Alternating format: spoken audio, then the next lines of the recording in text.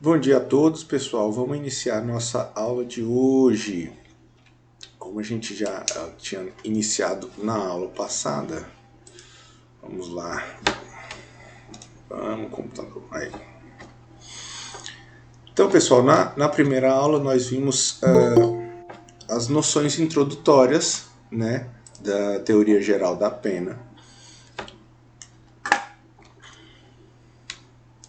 E nós vimos as espécies, chegamos a comentar quais eram as espécies de pena que nós tínhamos.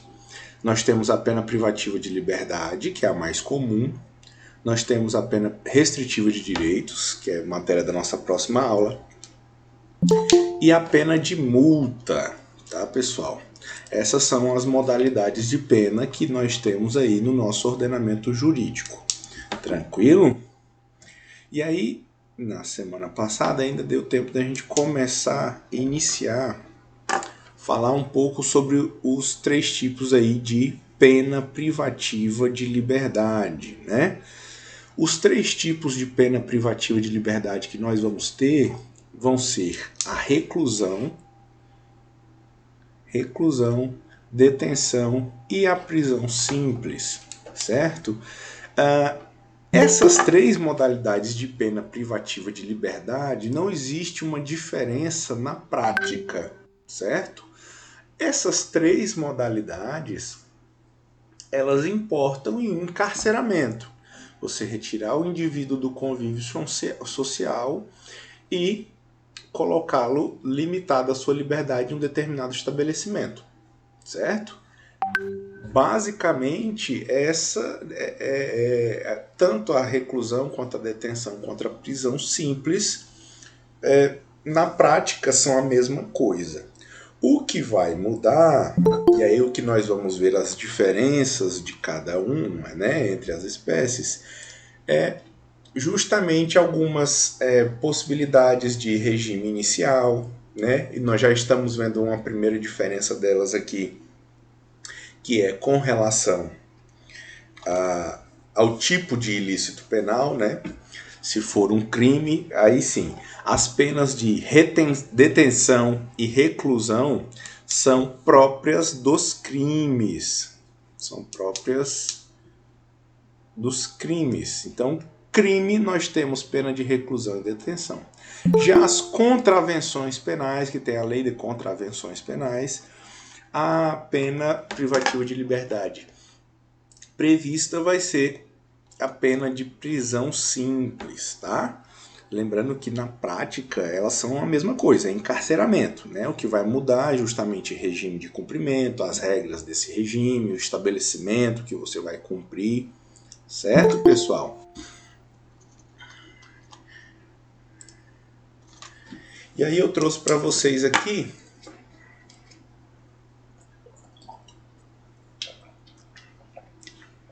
um quadro em que a gente traz as principais diferenças entre reclusão e detenção, certo? Lembrando sempre que reclusão e detenção são as penas privativas de liberdade que vão ser aplicadas em razão do cometimento de crime, né?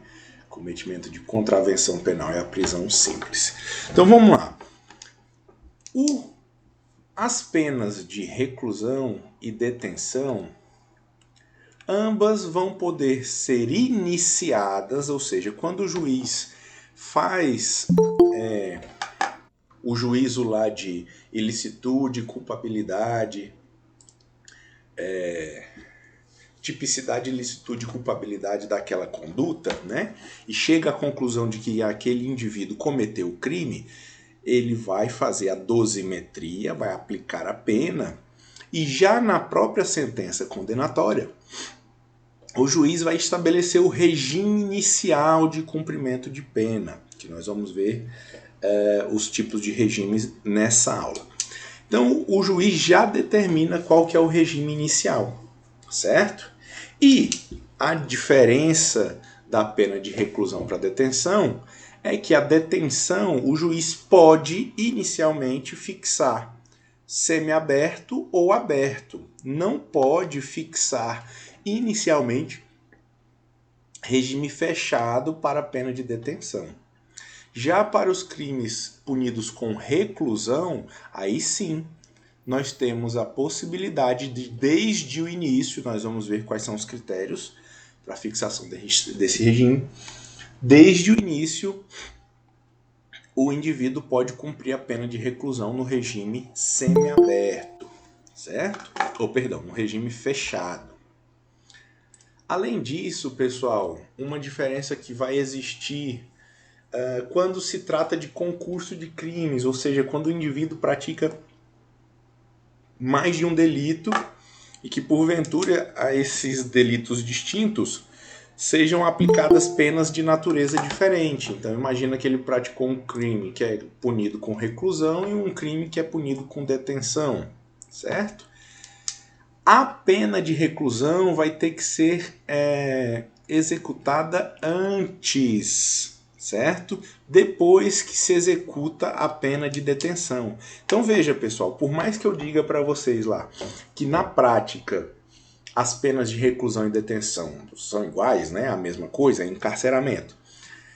Mas a natureza delas não muda. Então olha só, se o indivíduo teve uma pena, foi condenado a uma pena de reclusão de 7 anos por um determinado crime, depois é condenado mais 3 anos também por uma pena de reclusão. Então veja, o juiz lá da execução penal vai pegar os 7 anos de reclusão mais os 3 anos de reclusão e agora pronto, ele tem 10 anos de reclusão para cumprir, certo? Agora, se o indivíduo foi condenado num crime a pena de reclusão e em outro a uma pena de detenção, primeiro ele foi condenado a 7 anos de reclusão, depois a uma pena de 3 anos de detenção, o juiz não vai poder juntar tudo e agora ele tem 10 anos de reclusão para cumprir. Não, porque por mais que na prática elas sejam iguais, mas elas têm naturezas distintas. Então, primeiro o indivíduo vai cumprir a pena de reclusão e depois ele vai cumprir a pena de detenção, certo? Nos crimes praticados aí contra criança ou contra tutelado, curatelado, né? Se o indivíduo pratica um crime contra seu filho, né, o seu tutelado, o seu curatelado, se o crime for punido com reclusão, pode ocorrer a perda, né, da tutela, curatela ou pátrio poder. Já se o crime for punido apenas com detenção, aí não existe essa possibilidade como efeito da condenação.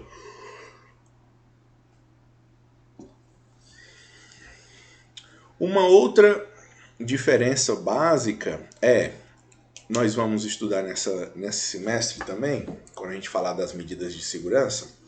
Lembra, pena é aquela aplicada, pena privativa de liberdade, é aquela aplicada ao indivíduo que comete crime e que é imputável. Ao indivíduo que é inimputável, mas que pratica uma conduta delituosa, né?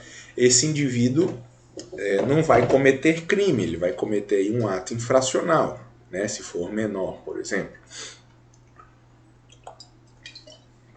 E justamente como o inimputável não comete crime, ele não pode ser submetido à pena. Ele vai ser submetido à medida de segurança. E aí, se aquela conduta estava prevista uma pena de reclusão, a medida de segurança a ser imposta é a internação.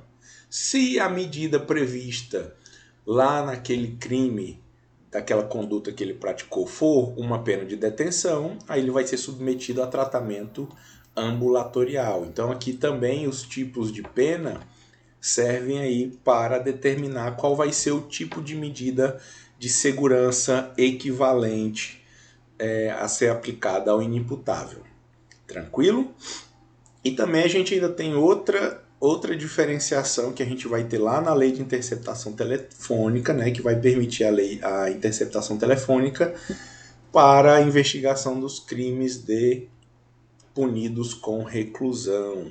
certo? Então não é admitida nos crimes previstos apenas por detenção. Tranquilo, pessoal?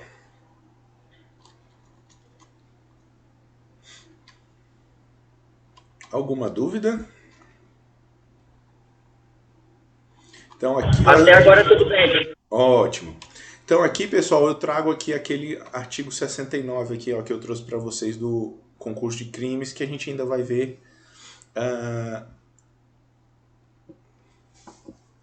nesse semestre, lá em aplicação da pena. Mas olha só o que diz o 69.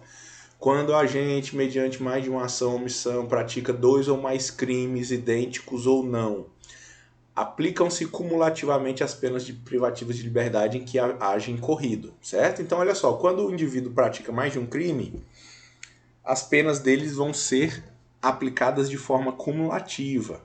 Mas, quando eu tenho penas de reclusão e detenção, ou seja, de natureza distinta, eu vou executar primeiro aquela, ou seja, a mais grave, a pena de reclusão. Tranquilo, pessoal? É só um exemplo aqui do que eu trouxe para vocês, daquele aqui do concurso de crimes, uma das diferenças da pena de reclusão e detenção. Então, olha só, como eu já comentei aqui com vocês,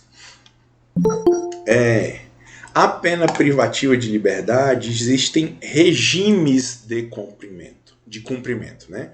O que é um regime de cumprimento de pena? Olha só, o nosso ordenamento, o nosso sistema entendeu. Lembra que uma das finalidades da pena é justamente a ressocialização do indivíduo. Esse indivíduo vai voltar para a sociedade, né? Então ele tem que ser ressocializado. Justamente por isso é que foi pensado num sistema em que o indivíduo, à medida que o seu comportamento vai se tornando adequado e que ele vai cumprindo, né, a reprimenda aplicada por aquele crime, esse indivíduo vai galgando passos na sua ressocialização, certo? E esses passos justamente é uma relação de confiança, né? Então o indivíduo que acabou de cometer um crime, a sociedade não confia nele, né? Porque ele acabou de cometer um ato lesivo à convivência em sociedade. Então, por exemplo, nos casos dos crimes lá que a gente ia na pena, dos critérios que a gente tem um regime inicial fechado, e aí nós temos o regime semiaberto e o aberto. Então o que acontece? Ó, à medida que o indivíduo vai tendo comportamentos adequados e vai ganhando a confiança do Estado, lhe é permitido que ele progrida de regime, e cada regime, obviamente, vão ter regras mais brandas. Então, à medida que ele vai se tornando um indivíduo mais confiável, né, a sua conduta indica que ele está arrependido do crime, né, que ele está se tornando mais próximo da possibilidade do convívio social, eu vou fazendo com que ele progrida de regime, né? E aí, justamente esse sistema aí, nós vamos passar pelo regime fechado, que é o mais rígido, o regime semi-aberto e o regime aberto, certo? E aí nós vamos ver as regrinhas de cada um deles. Tranquilo, pessoal? Então vamos lá. Primeira coisa, primeira diferença que a gente tem que tratar, certo? O estabelecimento. No regime fechado, nós temos lá a Lei de Execuções Penais, pessoal, a Lei 7.210, tá? No regime fechado, o estabelecimento adequado que o indivíduo tem que cumprir a pena dele é a penitenciária, certo? É o estabelecimento adequado para cumprimento de pena de reclusão em regime fechado, certo? E aí, qual vai ser a localização desse estabelecimento? Olha só, penitenciária para cumprimento de pena privativa de liberdade em regime fechado, ela deve ser construída em local afastado do centro urbano, certo? Então não pode ser no meio da cidade, ter um certo afastamento. Obviamente que essa distância não pode impedir a visitação, né, que é um direito do preso. Mas essa penitenciária ela tem que ser feita, ela tem que ser construída com um certo distanciamento, tá? Por exemplo, nós aqui em Palmas não temos penitenciária, tá? Nós temos ali a CPP, Casa de Prisão Provisória, que em tese era para ser, foi feita, né, apenas para recepcionar presos provisórios, né? Então o preso que está preso ali, que são as prisões processuais, né? A prisão temporária, a prisão preventiva, né? Então são esses indivíduos que deveriam estar lá no CPP, mas em razão do caos no nosso sistema penitenciário, aí nós temos muita gente cumprindo pena aqui no CPP, na Casa de Prisão Provisória.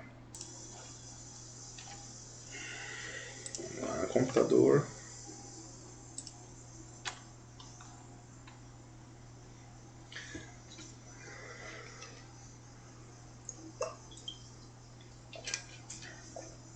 Pessoal, muita coisa que a gente vai ler aqui na Lei de Execuções Penais, tá?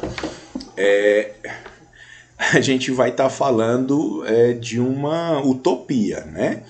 A Lei de Execuções Penais está longe de ser a realidade do nosso sistema prisional. Mas, enfim, são as disposições do que deveria ser, né? A gente que estuda direito, a gente está sempre em conflito com o ser e o dever ser, né?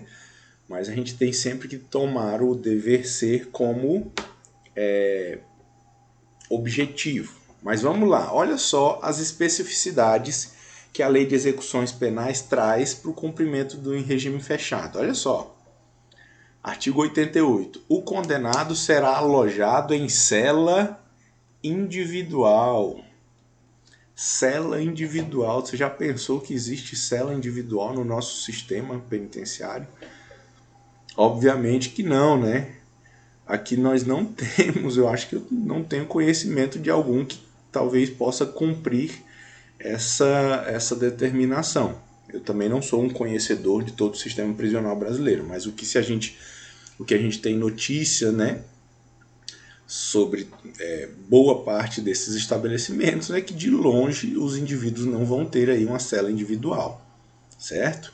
E aí quais seriam esses requisitos, né? Essa cela individual tem que ter um dormitório, né, a cama, o aparelho sanitário e um lavatório, né? Esse ambiente ele tem que ter aeração, insolação e condicionamento térmico adequado aí à existência humana. E com uma área mínima de 6 metros quadrados. De novo, gente, isso aqui é uma utopia, mas deveria ser assim para você ter um ambiente que possibilitasse esse indivíduo a se ressocializar, né? A forma como nós tratamos nossos presos diz muito a forma como eles vão agir assim que saírem de lá, né? Porque aí bota por água abaixo todo o processo de ressocialização desse indivíduo, né? Mas enfim, essas são as estipulações da lei, tá? Que deveriam ser cumpridas. Trabalho. Olha só uma coisa muito interessante, artigo 31 da Lei de Execuções Penais. O condenado à pena privativa de liberdade está obrigado ao trabalho na medida de suas aptidões e capacidades. Está obrigado. Então, o trabalho, pessoal, além de ser um direito do preso, é uma obrigação. Então a gente escuta muito se falar, tem que ter mudança legislativa, o preso tem que trabalhar para pagar as suas despesas, mas essa já é a disposição da legislação atual, né? O preso tem sim a obrigatoriedade do seu trabalho. Ele vai receber um salário, esse salário vai sim descontar as despesas, né, que porventura o Estado tem para manter ele ali. Só que qual o problema, pessoal? De novo, a gente esbarra numa questão muito interessante que é bem comum no Estado brasileiro, que é a incapacidade do Estado de cumprir as disposições legais, né? Então a gente tem que saber, tem que ter o senso crítico de saber a quem cobrar, né? Veja, para que eu vou cobrar uma mudança legislativa, sendo que o que a lei já tem, já estabelece aquilo que se prega, por exemplo, como o preso ser obrigado a trabalhar. Isso já está na lei. Obviamente que o Estado não consegue fazer, não tem controle das estruturas do sistema prisional, e justamente por isso ele não consegue possibilitar essa, essa garantia do preso e assim também não consegue cobrar dele o trabalho. Né? Você tem ali um ambiente completamente fora do controle do Estado, né? Que muitos estabelecimentos são controlados pelo próprio crime organizado. Então, aí acaba que esse trabalho, essa disposição se torna inócua, mas legalmente o preso é sim obrigado a trabalhar, certo? Nós já temos legislação para obrigatoriedade do trabalho. Tranquilo?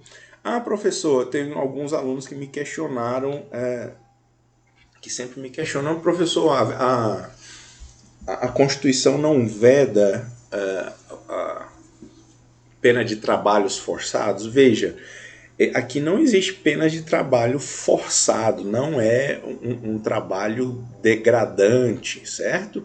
É dentro da medida das aptidões e capacidades do indivíduo. E o trabalho faz parte da ressocialização do preso. Então não é o trabalho como forma de punição, certo? Que o trabalho forçado era, que a gente vê muito nos filmes, né? Que é justamente aquilo de pegar uma marreta gigante e ficar quebrando pedra o dia inteiro, que veja, o trabalho era tão desgastante que ele serviria como própria punição. Não é o caso aqui, né? Essas condições de trabalho são justamente as mesmas condições lá da legislação trabalhista, certo? Então aqui não existe pena de trabalho forçado, certo? Se o indivíduo se recusa, vamos imaginar que existe um estabelecimento que tenha essa possibilidade do trabalho. Se um indivíduo se recusa a trabalhar, ele pode se recusar, ninguém vai compelir ele a trabalhar. Só que aí ele vai estar praticando uma falta disciplinar e isso vai atrapalhar a sua progressão de regime, a mudança do regime fechado para o regime semiaberto. Tranquilo? No regime fechado, nós temos um regime disciplinar diferenciado. O que seria esse regime disciplinar diferenciado? É como se fosse a solitária, né? Então, olha só, quando o indivíduo que já está cumprindo pena,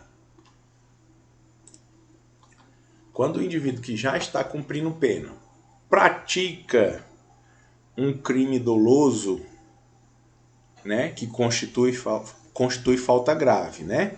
Ou então, quando ele subverte a ordem ou a disciplina interna, né, provoca ali uma rebelião, esse indivíduo que está lá cumprindo pena, ele vai ficar submetido ao regime disciplinar diferenciado, que vai possuir as seguintes características. Olha só, ele vai ser aplicado aos indivíduos que apresentem alto risco para a ordem e segurança no estabelecimento penal. Então, aquele indivíduo que pode provocar ou que já provocou aí distúrbios na ordem e segurança, né?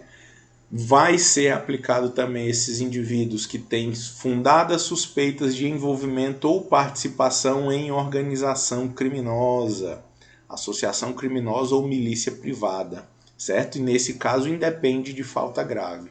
se desconfiar de que aquele indivíduo tem envolvimento com o crime organizado, ele vai para o regime disciplinar diferenciado.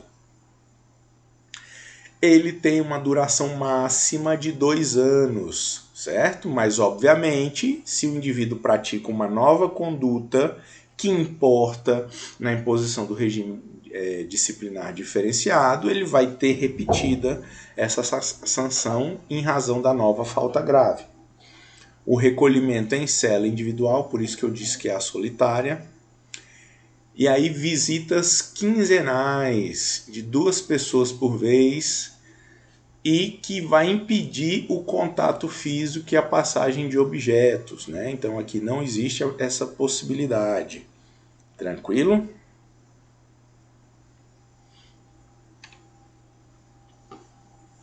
Ele vai ter um direito de banho de sol de 2 horas diárias em grupos de até 4 presos, né? Claro que não vai ter contato com nenhum grupo do mesmo, nenhum preso do mesmo grupo criminoso, né? As entrevistas vão ser sempre monitoradas, então olha só, todas as suas visitas vão ser monitoradas, claro que tirando aquelas com seu advogado, né? De novo aqui, as instalações vão impedir o contato físico e a passagem de objetos, né? Fiscalização do conteúdo da correspondência. Também a gente está falando aqui de indivíduos de alta periculosidade, né, envolvidos em associações criminosas. E as participações em audiências devem ser feitas por videoconferência, né, para evitar que aquele indivíduo fique sendo deslocado. Tranquilo, pessoal? Então essas são as características básicas do regime fechado.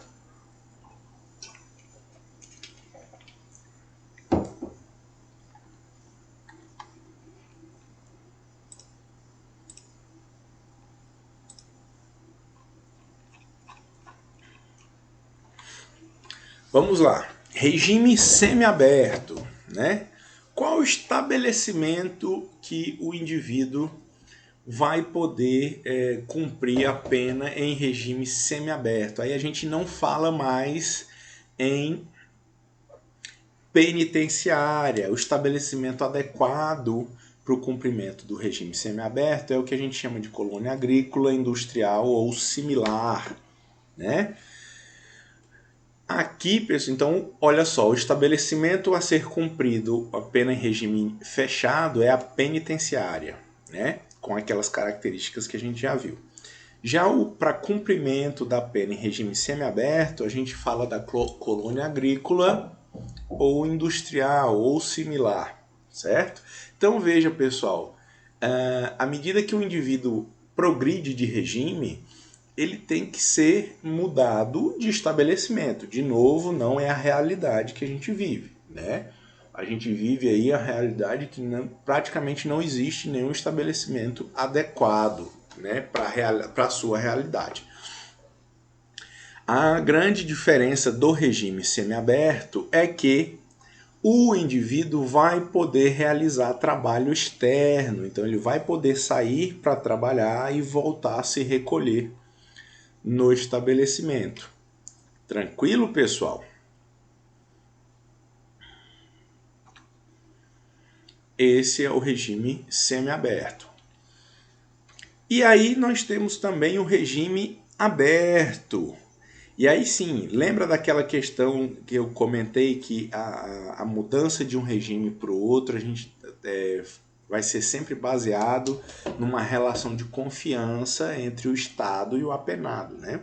À medida que esse indivíduo vai ganhando a confiança do Estado, né? Ele vai conseguindo a sua progressão de regime. Então o regime aberto, que é o mais brando de todos, né? Ele é baseado na autodisciplina e senso de responsabilidade do condenado, né? E o estabelecimento para cumprimento da pena do regime aberto é a casa do albergado, certo? O que acontece? Não existe casa do albergado no país, certo? Eu não tenho conhecimento da existência de alguma casa de albergado. Então, o que acontece? Quando o indivíduo vai para o regime aberto, na verdade, ele tem aí uma liberdade provisória, certo? Porque não tem o estabelecimento adequado para ele cumprir a pena dele, certo? Naquele regime. Então acaba que o indivíduo acaba sendo liberado, solto. Obviamente que ele tem uma série de requisitos, de condições que ele tem que continuar cumprindo, né? Então olha só, diferentemente lá da colônia agrícola e da penitenciária, a casa de albergado deve situar-se em centro urbano, ou seja, dentro da cidade, né? E aí, aqui na casa de albergado, não existe obstáculos físicos contra a fuga, certo? Então, o indivíduo justamente o regime aberto é construído baseado na autodisciplina e senso de responsabilidade. Então, não existe grade, não existe cadeado, nada disso, certo? O indivíduo vai, porque ele vai sair, vai trabalhar, vai ter os seus compromissos, e ele vai ali para cumprir a sua pena. Então ele já está num regime aberto, porque já existe essa relação de confiança aí entre o Estado e o apenado.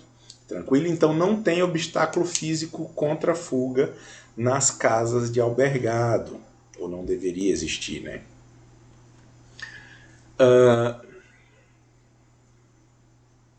Então, na casa de albergado, além do lugar para acomodar, né, os presos, eu tenho que ter local adequado para cursos e palestras, né? A gente tem que lembrar que a casa de albergado seria o último estabelecimento para possibilitar a ressocialização do indivíduo, né? Então, além de cursos, você teria, por exemplo, você teria, no caso aqui, cursos profissionalizantes, né, para ajudar nessa reinserção no mercado de trabalho, né? A gente tem aqui também cursos voltados para a conclusão da formação acadêmica do indivíduo, né? Então, pessoal, a gente percebe que quando a gente fala dos regimes, a gente tem um regime mais duro, que é o regime fechado, e o regime mais brando, que é o regime aberto. E o indivíduo vai galgando, ele vai ganhando posições, né, preenchendo requisitos para conseguir a progressão de um regime para o outro, né? Da mesma forma que aquele indivíduo que comete uma falta, comete determinadas condutas, ele pode também regredir de regime. Então essa confiança que foi construída pode ser perdida e ele pode sair lá do regime mais brando para um regime mais rígido, né? E quais que seriam a fixação, os critérios de fixação do regime inicial? Lembra que eu comentei com vocês no início da aula que a pena de reclusão e a pena de detenção, a diferença está baseada que o regime inicial para penas de reclusão pode ser o fechado, semiaberto e o aberto. E para penas de detenção pode ser o semiaberto e o aberto. É o juiz que vai fixar o regime inicial de cumprimento de pena lá quando ele profere a sentença condenatória.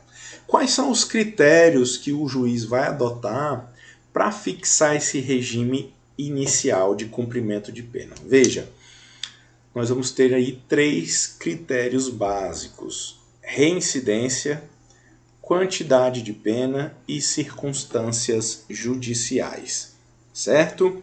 Esses são os fatores para a fixação do regime inicial de cumprimento de pena. Então vamos lá.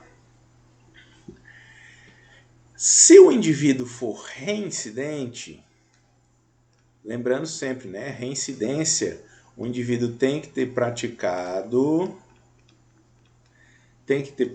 um crime, já tendo sido condenado por sentença transitada em julgado por outro crime, né? Então, o indivíduo, para ser reincidente, o cometimento do novo crime tem que ser sido após o trânsito em julgado da primeira sentença, certo? Então, olha só, se o indivíduo for reincidente, aí não tem choro nem vela. Se a pena é de reclusão, vai ser inicialmente fechado. Se a pena é de detenção, vai ser no semiaberto. Certo? Se o indivíduo é reincidente, já a prova já indica que aquele indivíduo não tem a confiança necessária para começar no regime mais brando. Então ele vai começar no regime mais duro possível, certo? Se o indivíduo for reincidente. Agora, se o indivíduo não for reincidente, adota-se o critério da quantidade de pena a ser aplicada, certo? Quantidade de pena a ser aplicada. E aí a gente usa o seguinte, ó, é de 0 a 4 anos, de 4 a 8 e de 8 para frente, certo? O indivíduo que foi condenado a uma pena maior do que 8 anos, obviamente, ele vai diretamente para o fechado. Ele vai iniciar o cumprimento da sua pena no regime fechado. Aquele indivíduo não reincidente, né, que teve uma pena fixada entre 4 e 8 anos, superior a 4, inferior até 8 anos, né, ele vai responder no regime semiaberto. E se a pena dele for menor do que 4 anos, aí ele vai iniciar o cumprimento da pena dele no regime aberto. Isso para penas de reclusão. Para penas de detenção, não tem um regime inicial fechado. Então vai ser de 0 a 4, regime aberto. E maior do que 4, regime semiaberto. Certo, pessoal? Então a quantidade de pena é o segundo critério a ser analisado para a fixação do regime inicial de cumprimento de pena. Certo? Tranquilo? E por fim, nós temos as circunstâncias judiciais. Deixa eu trazer aqui para vocês essas circunstâncias judiciais. Só um minutinho. Então, olha só, pessoal. O primeiro critério para fixação do regime inicial é a reincidência. Se o indivíduo for reincidente, você aplica o regime mais rígido, certo? Se o indivíduo não for reincidente, aí você vai analisar a quantidade de pena aplicada, né? E aí nós vimos aqui 0 a 4, 4 a 8 e maior do que 8, aberto, semiaberto e fechado para crimes de reclusão. E aí nós temos as circunstâncias judiciais, que o juiz também são circunstâncias que o juiz fundamenta na hora de aplicar a pena. Então o juiz já fundamentou sobre as circunstâncias judiciais lá na sua sentença, né, para aplicar a pena. E aí ele vai dar uma olhada naquelas circunstâncias judiciais e verificar se elas indicam que aquele regime apontado pela quantidade de pena é adequado ou não. Como assim, professor? Olha só. Deixa eu compartilhar aqui com vocês.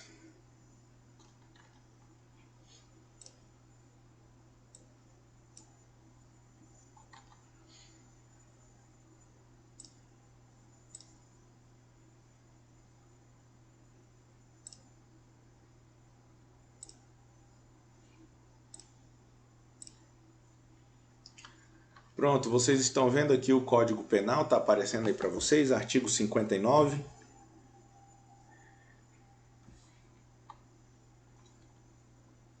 Sim? Tem uma pergunta aqui do Eduardo, eu já te respondo, tá, Eduardo? Então vamos lá, artigo 59, olha só o que diz o artigo 59, vai trazer justamente as circunstâncias judiciais. O juiz, atendendo à culpabilidade, aos antecedentes, à conduta social, à personalidade do agente aos motivos, às circunstâncias e consequências do crime, bem como o comportamento da vítima, estabelecerá, conforme seja necessário e suficiente, para a reprovação e prevenção do crime, as penas aplicadas dentre as combinadas, a quantidade aplicável dentro dos limites previstos e o regime inicial de cumprimento da pena privativa de liberdade. Então, olha só, pessoal. O primeiro critério é a reincidência. Se o indivíduo não for reincidente, então não tem como utilizar esse critério. Então, a gente usa o critério da quantidade de pena. Se o critério da quantidade de pena indica um determinado regime de cumprimento, aí o juiz vai analisar essas circunstâncias judiciais. Quais são essas circunstâncias judiciais? Culpabilidade, antecedentes, conduta social, personalidade, motivos, circunstâncias, consequências do crime, bem como o comportamento da vítima. O juiz vai analisar todas essas circunstâncias judiciais e vai verificar. E aí ele pode verificar que o regime inicial, de acordo com a quantidade da pena, não seja adequado para aquele determinado crime. Então ele pode, fundamentando, baseado nessas circunstâncias judiciais, aplicar um regime mais brando ou um regime mais rígido, certo? Aí ele vai ter que fundamentar nessas circunstâncias judiciais. O Eduardo fez uma pergunta aqui, com relação à reincidência para o mesmo crime ou também em crimes diversos. Então aqui, Eduardo, não precisa ser a reincidência específica, tá? Não, a gente não está tratando aqui da reincidência específica, então basta a reincidência comum. Praticou um crime, teve sentença condenatória transitada em julgado, praticou outro crime, reincidente. Beleza?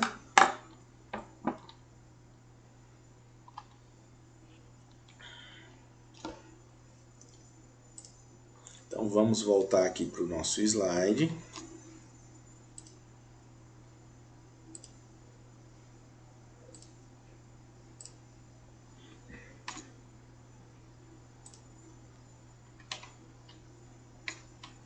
Tranquilo. Aí a primeira observação que eu faço é sobre crimes hediondos e equiparados.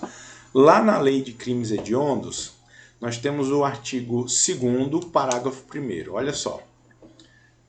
Os crimes hediondos e as figuras equiparadas, tortura, tráfico, terrorismo, são insuscetíveis de. Aí tem um monte de disposições. Aí nós temos o parágrafo 1º. A pena por crime previsto nesse artigo será cumprida inicialmente em regime fechado. Então veja, que para os crimes hediondos, a legislação determina que, independente dele for reincidente, independente da quantidade de pena, independente das circunstâncias judiciais, a pena tem que ser cumprida inicialmente em regime fechado. Essa é a disposição legal. Só que o STF já entendeu que esse parágrafo é inconstitucional, por incompatibilidade ao princípio da individualização da pena. Veja, nós vimos na primeira aula que o princípio da individualização da pena diz que a pena deve ser aplicada conforme as especificidades do caso e do indivíduo, certo? Então, não pode uma determinada legislação fixar um tipo único de regime inicial para cumprimento da pena desse crime, certo? Então, esse parágrafo 1º aqui, que determinaria regime inicialmente fechado para crimes hediondos, independente de quantidade de pena, independente de reincidência, independente de circunstâncias judiciais, esse parágrafo foi considerado inconstitucional. Tranquilo? Então, mesmo para crimes hediondos, o juiz vai ter que atender aqueles 3 critérios. Analisar a reincidência, analisar a quantidade de pena e analisar as circunstâncias judiciais.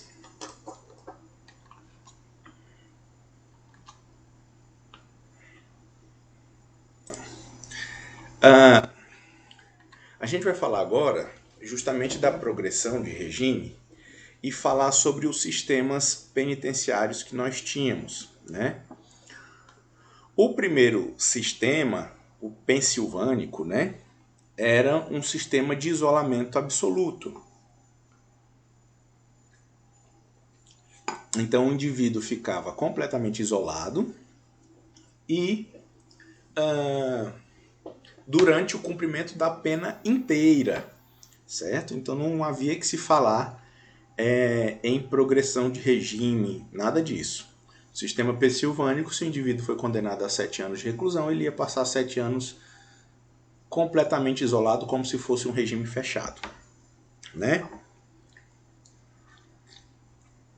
Já o sistema alburniano, nós temos a possibilidade do trabalho na cela e depois de trabalho em grupo, mas ainda com a questão do silêncio absoluto. Então veja, mas de novo, aqui o indivíduo continuaria cumprindo de uma forma só toda a pena privativa de liberdade dele, certo?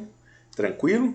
E aí, por fim, nós temos o sistema inglês, ou progressivo, que é o adotado pelo nosso ordenamento jurídico, que vai justamente estabelecer três fases para o cumprimento da pena, que são os 3 regimes que nós vimos, né?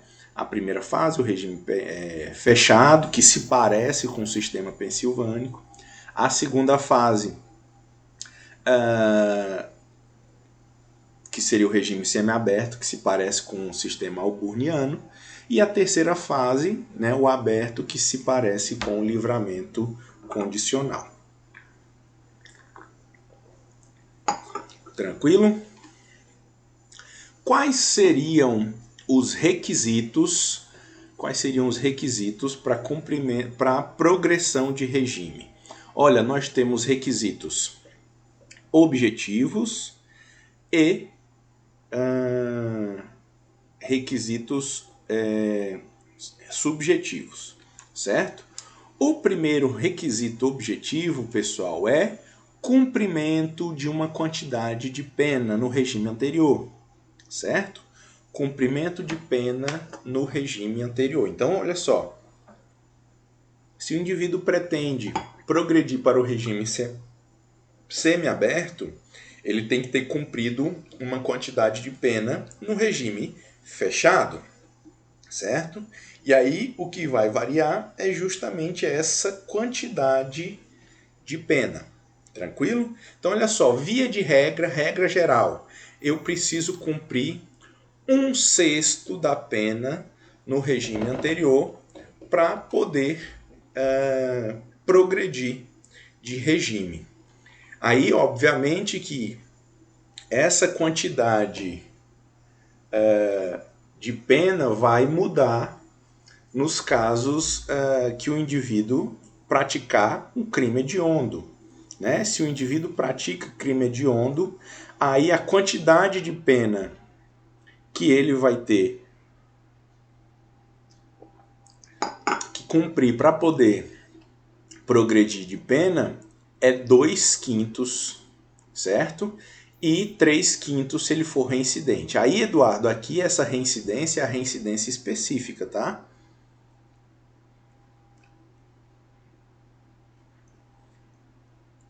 Aí essa aqui tem que ser reincidente em crime hediondo, né?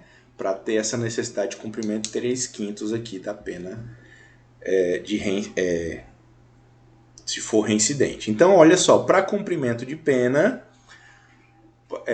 o critério objetivo para progressão, eu tenho que cumprir uma quantidade de pena no regime anterior, certo? Normalmente 1/6 da pena. Se o crime for hediondo, aí eu tenho que cumprir 2/5 se o indivíduo for primário, ou 3/5 se ele for reincidente, certo?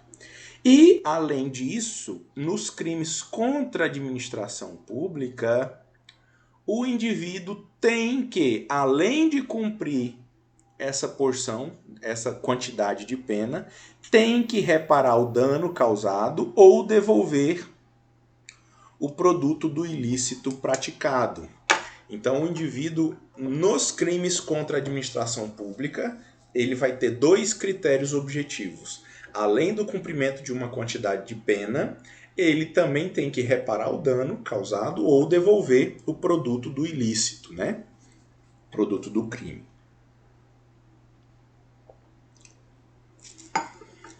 Tranquilo, pessoal?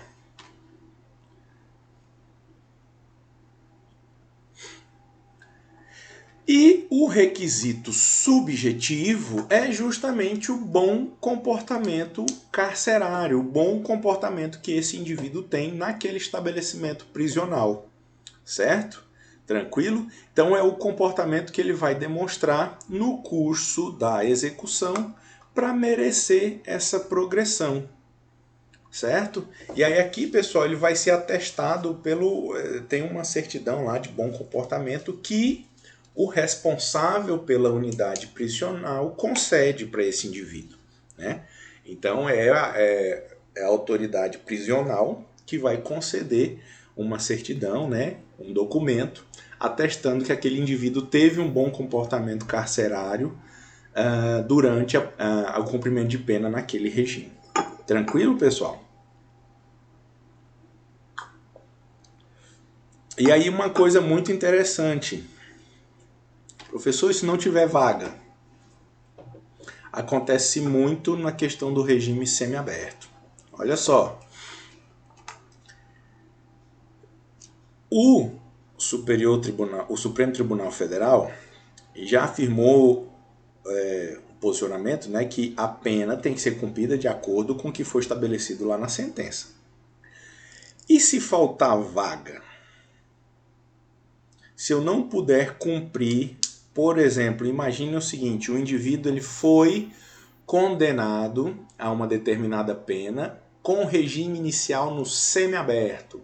Lembra, regime inicial, regime de cumprimento semiaberto, ele deve ser cumprido em colônia agrícola ou industrial, né? Mas e se não existir esse estabelecimento, não existir vaga, não tiver disponibilidade para esse indivíduo cumprir a pena num estabelecimento parecido? O que eu faço com esse indivíduo? Eu posso colocar ele numa penitenciária, já que não existe o estabelecimento adequado? Não, não posso, né? Não existe o estabelecimento por uma deficiência do Estado. O Estado tinha que construir. Então o indivíduo ele não pode ser colocado num regime mais rigoroso em razão da deficiência do Estado, certo? Tranquilo, pessoal? Então o indivíduo ele vai ser colocado num outro estabelecimento, pode ser o do aberto, pode ter até a liberdade, outras condições serem aplicadas, mas ele não pode, por falta de vagas, ser submetido a um regime mais rigoroso, certo? Professor, Sim. se um cliente que a gente está defendendo os direitos, ele vai ser condenado a uma pena privativa de liberdade. O advogado ele pode entrar com habeas corpus argumentando a ausência de vagas no sistema prisional, já que notoriamente tem. Vamos lá, reformula essa pergunta para mim. O indivíduo... Que ele foi condenado. Já foi condenado, certo? Já foi condenado. Ótimo. Regime fechado. Perfeito. A gente sabe, é notório a informação de que o sistema prisional está superlotado. Uhum. Então a gente pode entrar com argumento de ausência de vagas no sistema prisional para solicitar uma pena mais branda para o condenado? Poder pode, né? Mas não vai ser concedida essa ordem. Porque veja, é como se a gente, no nosso ordenamento, é muito feio falar isso que eu vou falar, mas é a nossa realidade. É como se existisse um certo limite de ilegalidade que é admitida, certo? Então, por exemplo, a situação dos estabelecimentos prisionais é uma conduta ilegal do Estado, certo? O Estado não pode submeter aquelas pessoas àquele tipo de situação. E a culpa é do Estado. O Estado não consegue fazer estabelecimentos adequados conforme a lei que determina. A lei foi feita pelo próprio Estado. Então o Estado não consegue cumprir os requisitos de uma legislação que ele mesmo criou. Certo?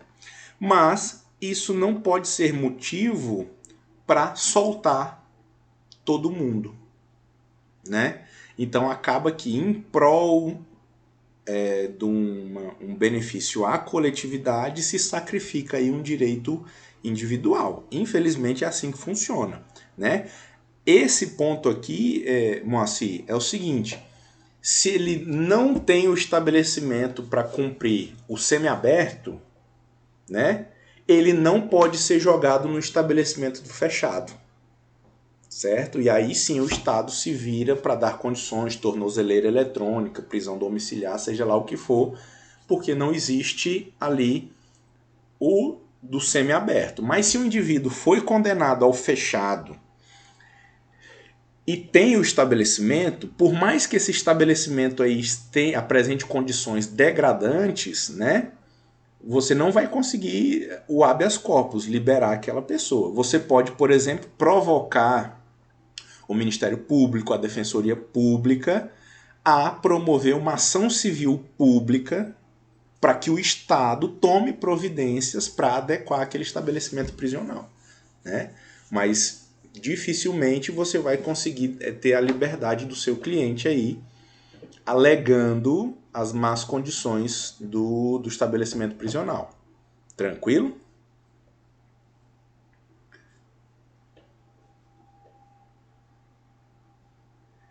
Tem uma outra pergunta aqui do Eduardo. Não há necessidade de algum laudo psicológico para progressão de regime? Não, não é necessário o laudo psicológico. Ele pode ser feito? Pode. Pode contribuir para a comprovação desse bom comportamento? Pode, mas não é obrigatório, tá? Tranquilo? Então, aqui, ó, é um pouco diferente lá do inimputável, que vai ser aplicado uma medida de segurança, né? Aqui o fundamento da pena é a culpabilidade, ou seja, um indivíduo que tinha a consciência da ilicitude e mesmo assim praticou o delito.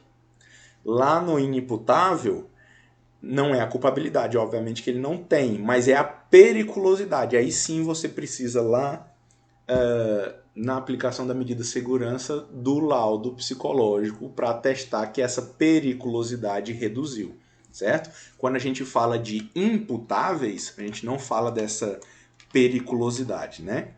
Tranquilo? Sanei tua dúvida?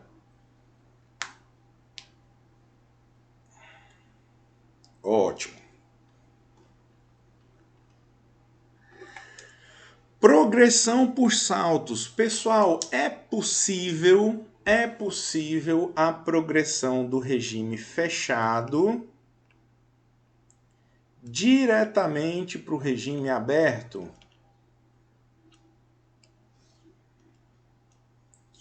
Não, não é possível. Não se admite progressão por saltos, né? A progressão per saltum.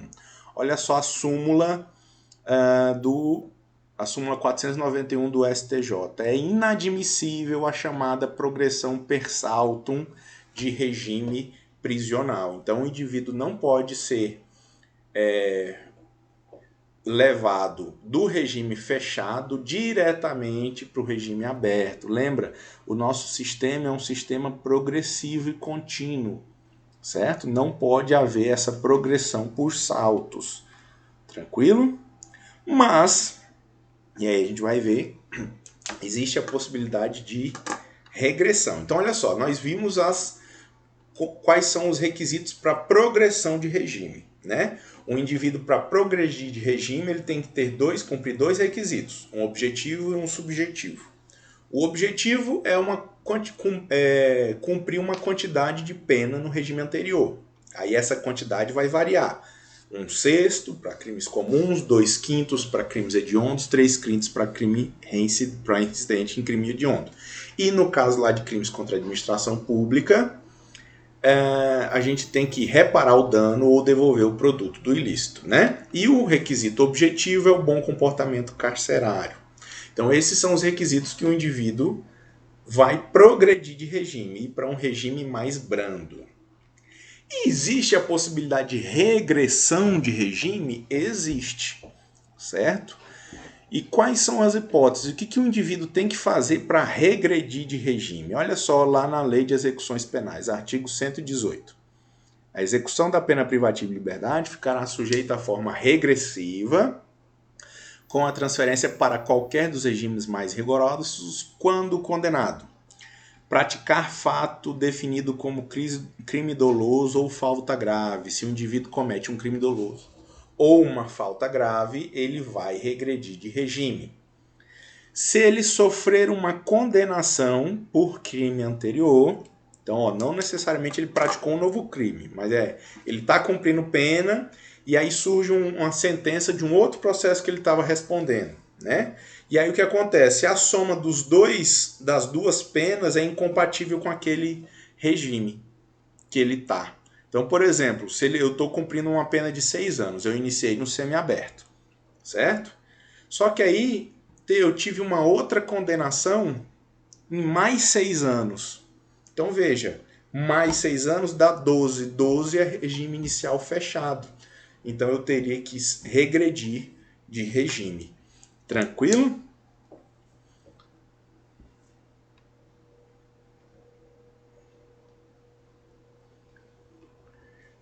E já diferentemente da progressão, é permitida a regressão por saltos. Então, olha só, o indivíduo pode estar lá no regime aberto, mas cometeu um crime, falta grave ou teve uma outra sentença condenatória, ele pode regredir diretamente do aberto para o regime fechado. A regressão por saltos é permitida. Olha só o texto do artigo 118 que a gente acabou de ler. A execução da pena privativa de liberdade ficará sujeita à forma regressiva com a transferência para qualquer dos regimes mais rigorosos. Então aqui a legislação possibilitou que o indivíduo regrida para qualquer dos regimes. Então o indivíduo que está lá no aberto, ele pode regredir para o semiaberto, mas pode regredir diretamente para o fechado. Tranquilo, pessoal? Sim? Deixa eu ver se tem alguma pergunta. Não.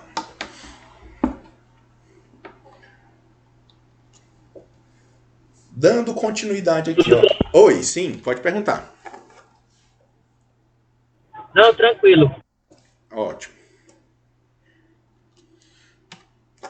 Direitos do preso. Olha só, pessoal. O indivíduo, né, a gente tem que tomar muito cuidado. A gente tem sempre que lembrar duas situações. O indivíduo comete um crime, ele vai voltar para a sociedade um dia. Então, esse indivíduo ele tem que ser recuperado, certo? Esse indivíduo tem que ser recuperado para que as próximas condutas sejam adequadas ao convívio social. E segundo, independente do crime que ele cometeu, ele não deixa de ser um ser humano. Então, por mais raiva, por mais revolta que uma conduta criminosa gera nas pessoas, né? A história já nos ensinou que a violência, a vingança, ela não repara o dano e também não possibilita uma melhoria no convívio social, certo? Então esse indivíduo é um ser humano. Então ele tem alguns direitos básicos. Veja, a pena privativa de liberdade restringe o direito à locomoção. O indivíduo vai ter o direito à locomoção restringido. Isso não significa que ele perde a condição humana, né? Que ele vai perder aí todos os direitos inerentes à pessoa, certo? Então existem algumas garantias, alguns direitos que essa pessoa que é mantida no cárcere tem que ser respeitado pelo Estado. O Estado tem que assegurar esses direitos. O primeiro deles, obviamente, é a integridade física e moral, né? Além de impedir que o preso sofra castigos físicos ou morais, o Estado também tem que protegê-lo dos outros presos, né? Então, por isso que tinha que ter uma outra estrutura no nosso sistema carcerário, né? Mas tinha que possibilitar que indivíduos de facções rivais não convivessem, né?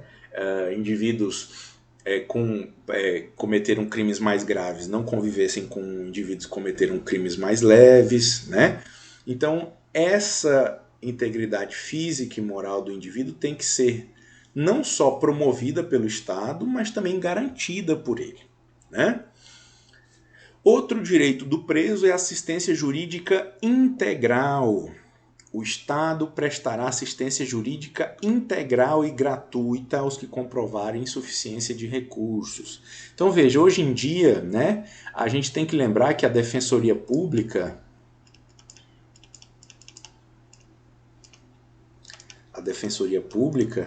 ela é uma novidade da Constituição, certo? Ela é dos últimos 30 anos, é um órgão dos últimos 30 anos, não existia antes. Então os indivíduos ali, eles tinham o advogado dativo, os indivíduos que não tinham condições de pagar, eles tinham advogados dativos, né? A OAB fazia um trabalho de assistência, mas hoje a gente tem um órgão estruturado em todas as unidades da federação, né, que vai prestar essa assistência jurídica aí, integral e gratuita àqueles que não têm condições financeiras de arcar com advogado, né? E aí eu trouxe aqui o artigo 41 da LEP, que vai trazer uma série de direitos que o preso tem, né? E direitos básicos ali do dia a dia, tá? A gente não precisa, olha só, são vários. A gente vai citar alguns que a gente não precisa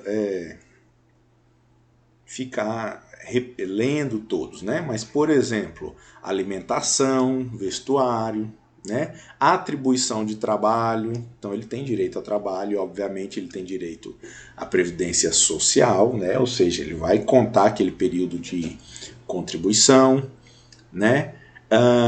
Ele pode exercer atividades profissionais, intelectuais, artísticas e desportivas, né? Desde compatíveis ali com a execução da pena. Assistência à saúde jurídica, educacional, social, religiosa. Entrevista pessoal reservada com advogado, tenho que garantir. Visita do cônjuge, da companheira, de parentes e amigos, né? Chamamento nominal, esse aqui é interessante, ó, esse aqui é para garantir a dignidade da pessoa, certo? O preso tem o direito a ser chamado pelo nome, não ser chamado por um número ou por uma sigla de identificação, certo? É justamente para não desumanizar aquele indivíduo, né? Porque senão é preso 0134, certo? Não, o preso tem que ser chamado pelo nome.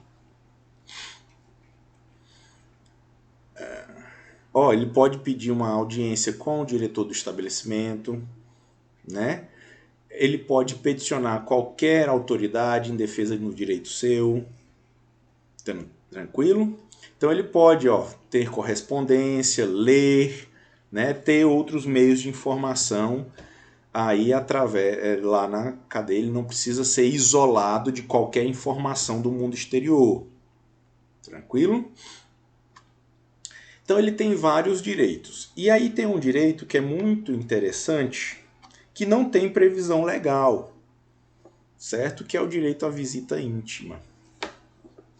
Não existe previsão legal para o direito de visita íntima.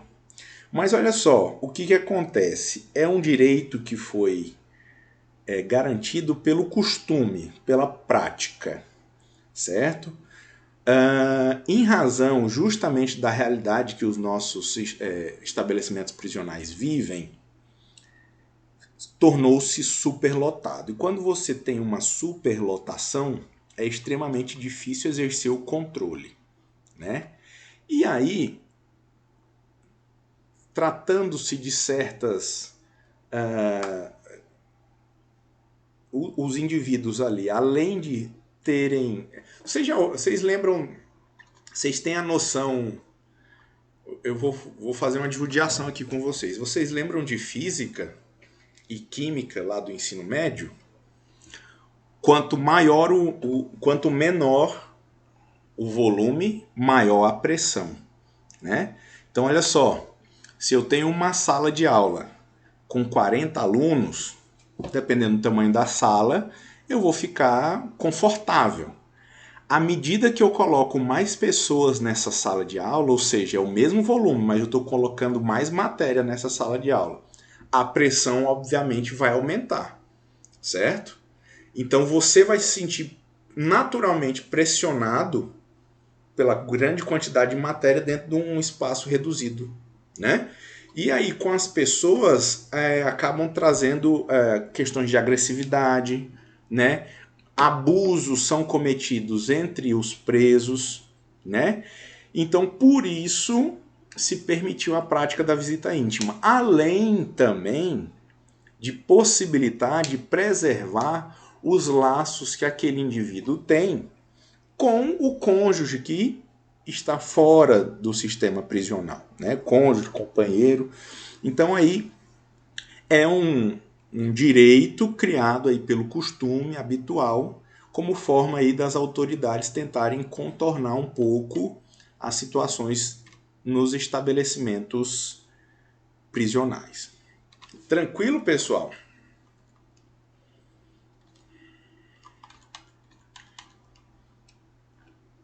Tranquilo.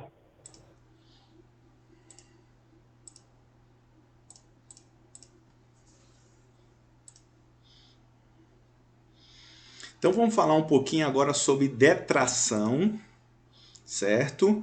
E sobre remissão.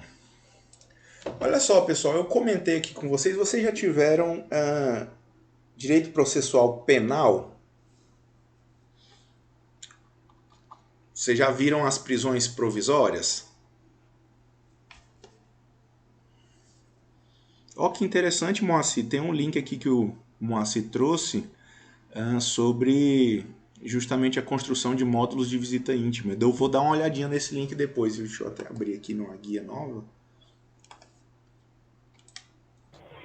Pois é, professor, eu sou do Maranhão e tá o maior caso, uma maior briga por causa justamente dessa construção desses módulos aqui. Porque é complicado, né? O indivíduo é extremamente... Nós vivemos numa situação hoje no nosso estado que eu falo, o estado brasileiro, né? Que o que acontece? O estado é mal administrado. Nós passamos por anos sendo mal geridos, né? E aí o que acontece? O indivíduo que não comete crime, que paga todos os impostos, ele se sente totalmente desassistido pelo Estado, né? O indivíduo pobre que não tem emprego fixo, ele se sente completamente desassistido, né? E aí o que acontece?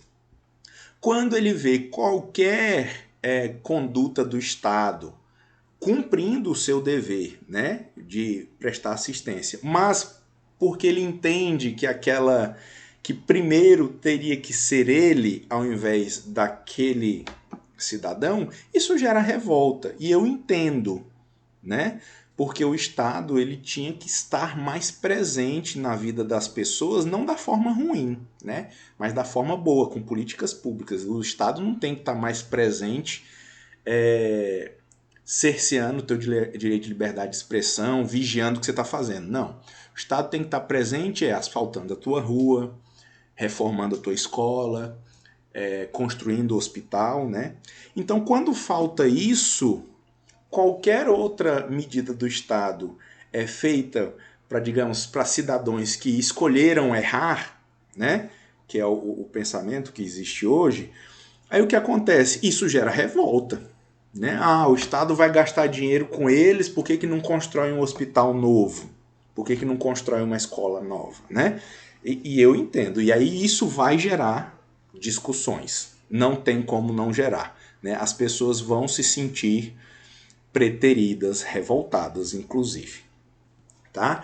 Então, olha só, o Eduardo me respondeu aqui que vocês já viram direito processual penal, o primeiro, né, que fala das prisões temporárias. Então, o que acontece, pessoal? Deixa eu fazer um esqueminha, um slide aqui, para a gente falar um pouco da detração.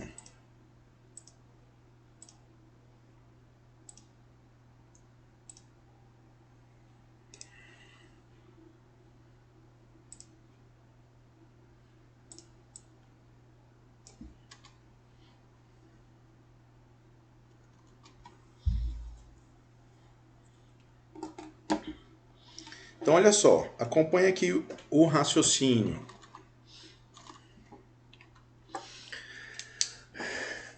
Lá, quando o indivíduo monta o inquérito, ou, né, quando chega a notícia crimes para a autoridade policial, né, faz um boletim de ocorrência, a gente vai ter o inquérito, né? Então, antes...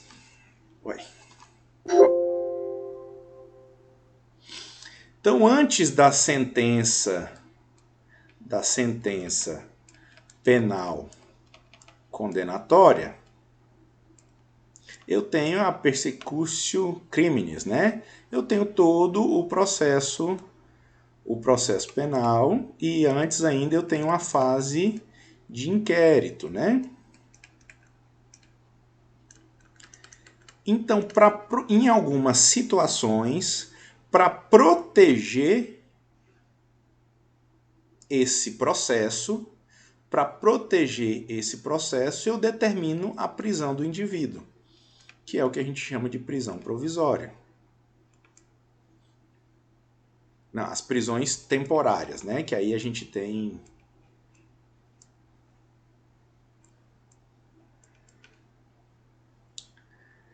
É a prisão provisória, que aí a gente tem a temporária e a preventiva. Meu Deus, tá dando bug no professor.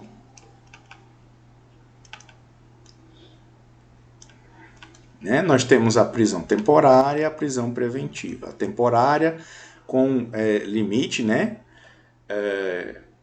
5 dias prorrogável por mais 5, crime hediondo, 30 dias prorrogável por mais 30. E a prisão preventiva, que é a grande maioria dos nossos presos, boa parte dos nossos presos está preso preventivamente, muito porque esse processo aqui dura tempo demais.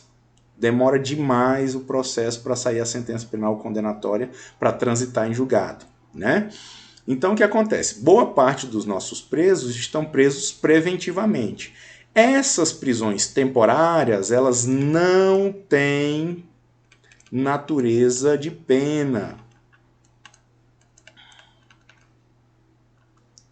Ele não está cumprindo pena, ele só está preso porque, de alguma forma, ele representava um risco para o processo, um risco para a sentença. Então, ele poderia atrapalhar a produção de provas, né, intimidando testemunhas ou mudando o estado de pessoas e coisas.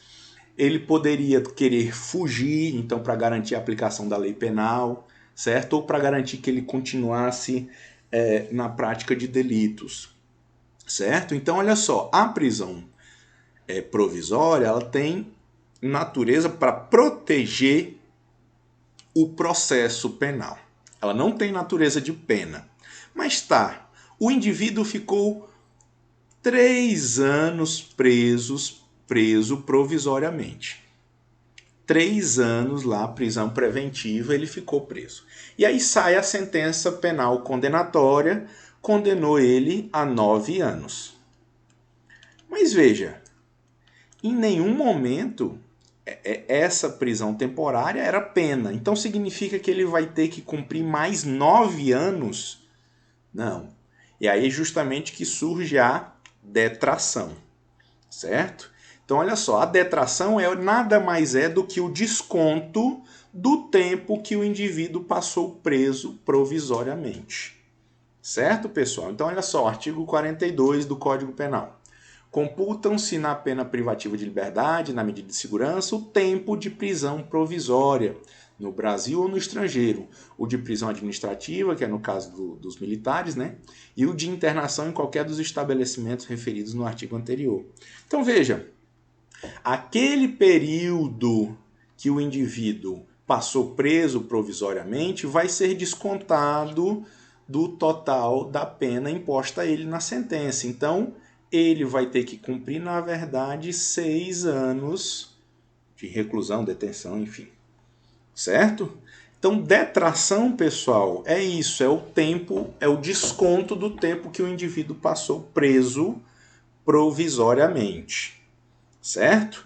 Quem vai analisar isso é o juiz da execução. Então, olha só, quando o juiz profere a sentença, ele não tem que analisar a detração. Ele vai condenar 9 anos, regime inicialmente fechado por essa quantidade de pena, né?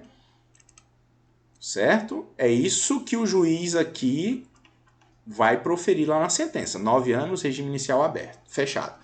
Quando for para o juiz da execução, aí sim o juiz da execução vai falar, ó, o indivíduo está com 9 anos, mas ele já cumpriu 3, certo? Então é o juiz da execução, não o juiz sentenciante, o juiz da execução que vai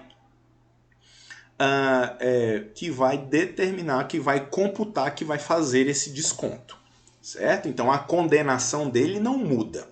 Certo? O que vai mudar é lá no cumprimento da pena, o juiz da execução vai fazer esse desconto. Beleza? E aí como ficam na questão da detração o regime inicial e a progressão? Olha só, primeira coisa, o tempo de prisão provisória não afeta o regime inicial. Então olha só, se a pena foi de 9 anos aqui nesse caso, não importa se o indivíduo ficou preso 3, 4, 5 anos, certo? Não importa.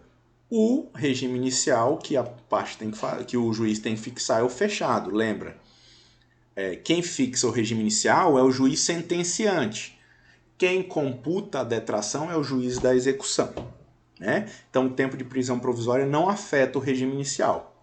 Mas o tempo de prisão provisória conta para a progressão de regime. Então, ó, o indivíduo que ficou aqui preso 3 anos, esses 3 anos já contam naquele 1/6 para progredir de regime dessa sentença, dessa pena aqui fixada de 9 anos. Tranquilo, pessoal? Sim?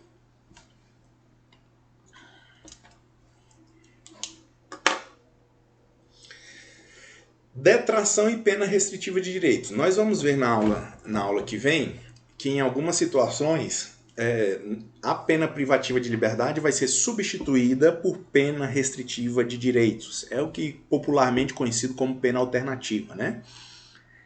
E a pena restritiva de direitos, a pena alternativa, também ela é fixada. Então, por exemplo, se é prestação de serviço à comunidade, se eu fui condenado a 1 ano de reclusão, eu tenho que prestar 1 ano de prestação de serviço à comunidade, certo? Então, se eu fiquei preso provisoriamente, esse período que eu fiquei preso vai ser descontado do período que eu tenho que cumprir pena restritiva de direito. Tranquilo? A detração só não vai ser aplicada na pena de multa, obviamente porque elas têm naturezas distintas, né? A pena de multa, ela tem natureza de dívida. É um valor que o indivíduo vai ter que pagar, né? Então aí você não vai descontar dia preso em razão da multa a ser paga. Então a multa vai continuar independente do tempo que ele ficou preso provisoriamente. Tranquilo? Então, detração é isso, pessoal. Desconto do período que ele ficou preso provisoriamente. Tem uma pergunta aqui do Eduardo.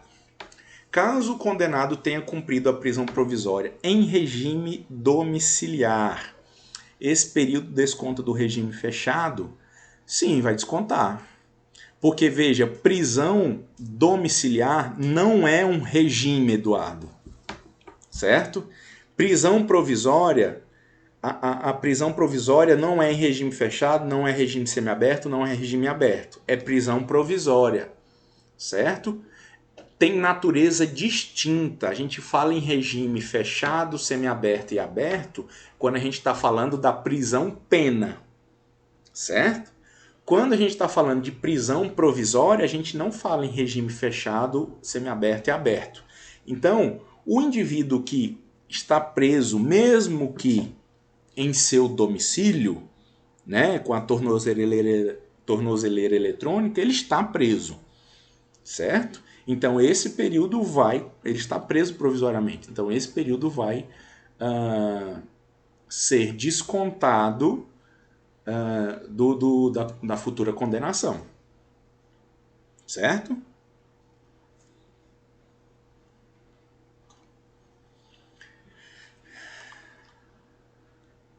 Então vamos lá. Remissão. Aí o que seria a remissão? Remissão é diminuir a pena em razão de dias de trabalho ou dias de estudo. Certo? Então, olha só. Aí sim, isso aqui, ó, veja. A detração é o desconto por aquilo que aconteceu antes da sentença penal condenatória, né? Ou seja, a prisão, o tempo que ele ficou preso provisoriamente. A remissão é o desconto de dias conforme o preso vai trabalhando ou estudando, certo? Tranquilo? Então, a remissão é a diminuição da pena privativa de liberdade em razão do trabalho ou do estudo. Então, quando o preso trabalha ou quando o preso estuda, ele vai ter aí o direito de reduzir a sua pena. Tranquilo, pessoal? E aí, outra coisa interessante. O indivíduo preso provisoriamente, certo? Preso provisoriamente, ele já pode, desde logo, trabalhar e estudar. Então, mesmo preso provisoriamente, ele já pode ir lá fazer o trabalho, o estudo, porque na futura condenação, além da detração, que é o tempo que ele ficou preso provisoriamente, ele pode pleitear a remissão, que é o tempo que ele teve de trabalho e estudo. Tranquilo, pessoal? E qual que é a proporção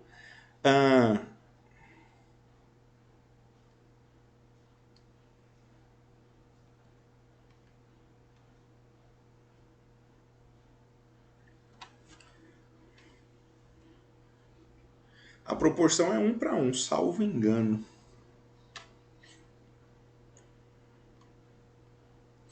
Então vamos lá. O indivíduo...